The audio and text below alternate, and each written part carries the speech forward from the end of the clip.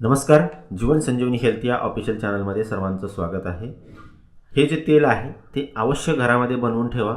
लहान असेल, मोठा असेल, वृद्ध असेल, छातीवर थोड्या वेळ चोळा. फुफ्फुस तुमचं एकदम क्लीन होईल. फुफ्फुसामध्ये साठलेला कफ, फुफ्फुसामध्ये झालेलं इन्फेक्शन पूर्णपणे निघून जाईल आणि फुफ्फुस तुमचं पूर्णपणे क्लीन होईल. सर्दी खोकला तर याने एक चुटकीमध्ये पूर्णपणे निघून जाईल. सर्दी खोकल्यासाठी तुम्हाला कुठल्याही गोळ्या औषधं वगैरे नंतर घ्यायची गरज पडणार नाही. इतका हा इफेक्टिव्ह आणि परिणामकारक उपाय आहे. आपल्या शरीरामधील अत्यंत महत्त्वाचा अवयव आहे फुफ्फुस. फुफ्फुस आपल्या शरीराला ऑक्सिजनचा पुरवठा करत असतं आणि हे फुफ्फुस जर आपलं क्लीन असेल तर कुठलाही आजार आपल्या जवळ येत नाही, कारण आपल्या शरीरामध्ये ऑक्सिजनची जी मात्रा आहे ती चांगल्या रीतीने राहते. म्हणून आपलं फुफ्फुस क्लीन असणं, स्वच्छ असणं अत्यंत महत्त्वाचं आहे. मजबूत असणं अत्यंत महत्त्वाचं आहे आणि म्हणून आपल्याला हे जे तेल आहे ते आपल्याला बनवून ठेवायचं आहे. अगदी साध्या पद्धतीनं बनवता येतं. लहान असेल, मोठा असेल, सर्वांना हे वापरता येतं. सर्दी खोकला झाल्यानंतर, छातीमध्ये कफ झाल्यानंतर कुठलाही उपाय करण्याच्या ऐवजी हे जर आपण छातीवर चोळलं रात्री झोपताना तर तुमच्या छातीमधला कफ हा पूर्णपणे जळून जातो आणि खोकला तुमचा बंद होतो, सर्दी निघून जाते.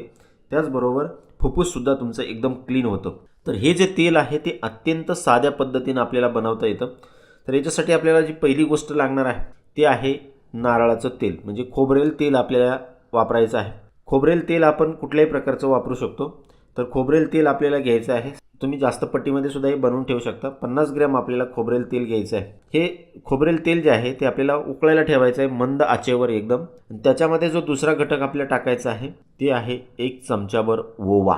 ओवा हा सर्दी खोकला, छातीमधला कफ, फुफ्फुस क्लीन करण्यासाठी अत्यंत महत्त्वाचा आहे. तुम्हाला माहिती असेल, लहान मुलगा असेल तरी तुम्हाला माहिती असेल, सर्दी खोकला त्याच्या छातीमध्ये कफ झाल्यानंतर ओव्याचा शेक दिला जातो आणि त्या बाळाच्या किंवा त्या माणसाच्या छातीमधला कफ पूर्णपणे निघून जातो, खोकला पूर्णपणे बंद होतो. इतका ओवा हा गुणकारी आहे.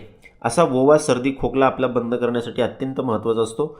असा ओवा 1 चमचाभर त्याच्यामध्ये टाकायचा आहे. दुसरी गोष्ट याच्यामध्ये टाकायची आहे ते म्हणजे 4 लसूण पाकळ्या. 4 ते 5 लसूण पाकळ्या आपल्याला घ्यायच्या आहेत, सोलून घ्यायच्या आहेत आणि ते या तेलामध्ये टाकायचे आहेत. 1 चमचाभर ओवा आणि 4 लसूण पाकळ्या याला चांगल्या रीतीनं मंद आचेवर काळं पडेपर्यंत आपल्याला ते उकळवून घ्यायचं आहे खोबरेल तेलामध्ये, नारळाच्या तेलामध्ये. आणि त्यानंतर गॅस आपल्याला बंद करायचा आहे. गॅस बंद केल्यानंतर याच्यामध्ये आपल्याला कापराच्या 2 वड्या टाकायच्या आहेत. तुमच्याकडे कुठलाही कापूर असेल तरी चालेल, भीमसेनी असेल किंवा साधा कापूर असेल. 2 कापराच्या वड्या त्याच्यामध्ये टाकायच्या आहेत आणि कापराच्या वड्या त्याच्यामध्ये टाकल्याबरोबर आपल्याला त्याच्यावर झाकण ठेवायचं आहे. त्याचा वास आपल्याला बाहेर जाऊ द्यायचा नाही.